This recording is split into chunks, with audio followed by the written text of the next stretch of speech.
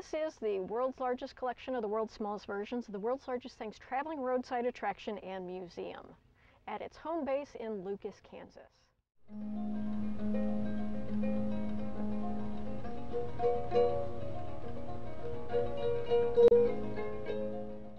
A girl named Erika Nelson, and she's always been fascinated by the world's largest things. And so she decided that she was going to make it her mission to visit all the world's largest things. Of course, many of them are here in Kansas, but she also travels around the country visiting the world's largest things. I am celebrating those odd, unique, wonderful things along the road that bill themselves as world's largest. For example, the world's largest ball of twine up in Cocker City, Kansas, or the world's largest bottle of ketchup in Collinsville, Illinois. I go to that world's largest thing, photograph it, get the background story, then make a world's smallest version of that thing, add it to the window displays, and because I've been doing this since about 2002, we've developed the world's largest collection of the world's smallest versions of the world's largest things, traveling roadside attraction and museum. So it's the world's largest collection of the, and this is a real mouthful, the world's largest collection of the world's smallest versions of the world's largest things. You'll see anything from the world's largest ball of stamps in Boys Town, Nebraska, to Randy's Donuts from Inglewood, California, which shows up in lots and lots of movies. With the resurgence of interest in Route 66, there's a lot of old Route 66 icons being restored too. For example, there's a Wigwam Village back there from Holbrook, Arizona, which is on Route 66. And the world's largest bottle of ketchup is also a 66 icon over in Collinsville, Illinois. One of the favorites in the South is the world's largest baseball bat from Louisville, Kentucky, which is leaning up against the Louisville Slugger Museum. Some things represent industry of the area or something specific to that region. So in Sumner, Missouri, there's a giant goose. Sumner happens to be one of the migration stops on the Canadian goose migration, so they erected Maxie, their giant goose.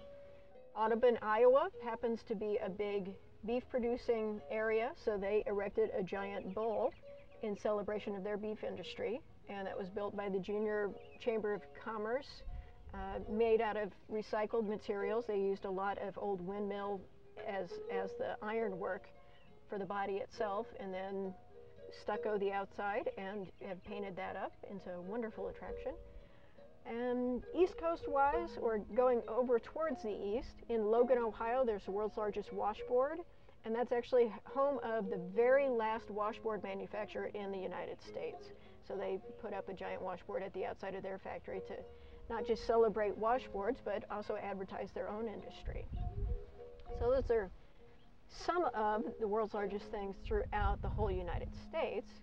I do also have a world's smallest version of my own mobile museum and a whole separate display of Kansas' world's largest things that we've been bringing around to other festivals in Kansas to really tell the story of Kansas's giant objects. So here on the front porch is the Kansas collection of world's largest things.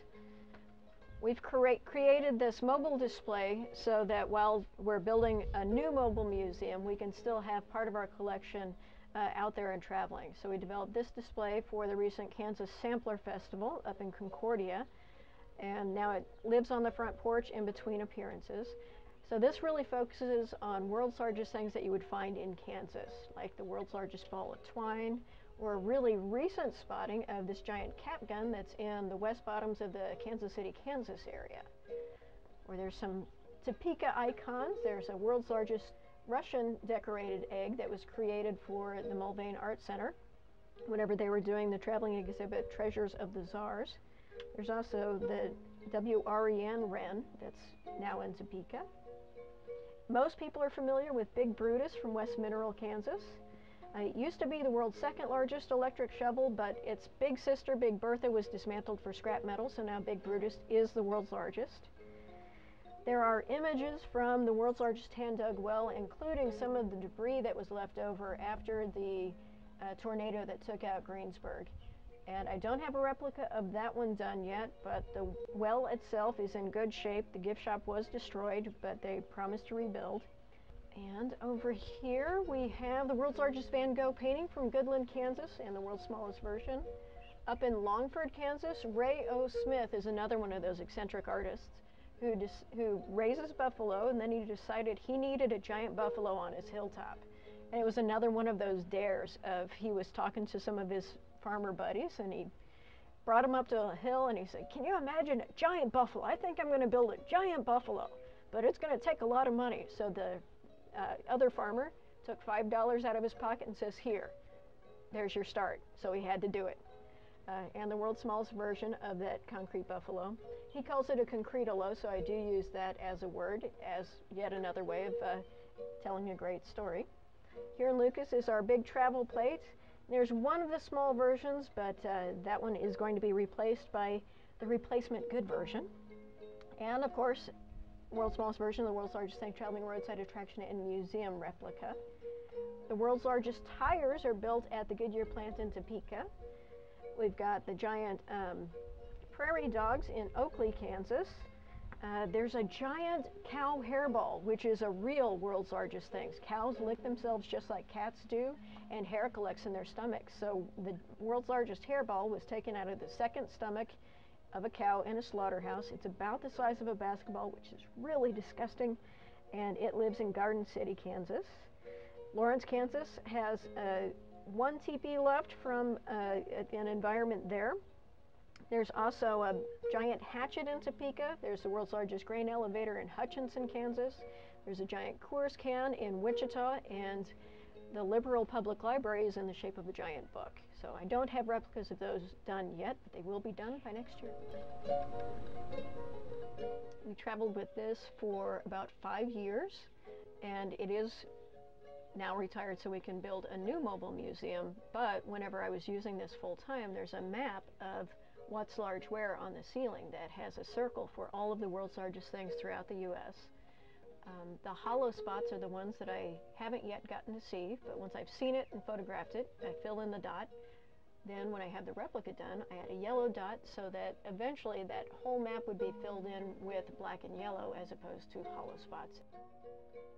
It was a nice visual way of seeing where I needed to go next. I would pick a state with the most hollow spots and start filling in the dots.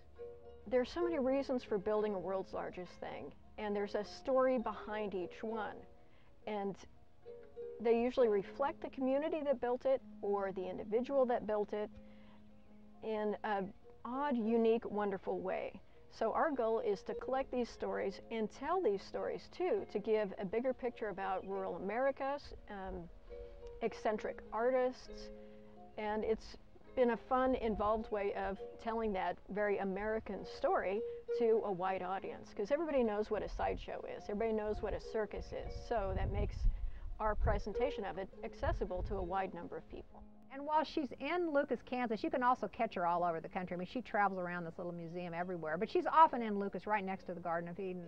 Whenever I make my small replica of that and add it to the window display, it really is a vehicle for educating people about more of these things in Kansas. It's also encouraging people to get off the road and go to these small communities that build them. Otherwise, they will just disappear. And I think it's very important to continue to tell these stories, because otherwise they'll just disappear and go away, which also means that some of these communities will go away. So the important part to me is getting the stories out there to promote sustainable rural culture, and also telling these communities about some odd, offbeat, innovative way of promoting themselves and making sure that they're sustained too. There have been many instances where people were going to cut down or take down their world's largest thing, and she went in and said, "Hey, look, you've got a real valuable asset here, and you need to preserve it." So she's big on preserving things that are part of people's history. This is actually a non-profit organization, and the goal is to build a bigger, better museum and start hiring staff to continue to research these stories, become a resource center for these stories, and keep on getting the word out there. And as a nonprofit organization, we can develop a way to do that where it doesn't cost these communities money to bring in the roadside attraction and tell these stories. So it's a way to really give back to all these communities that are creating these wonderful things and giving us the material to give right back to them.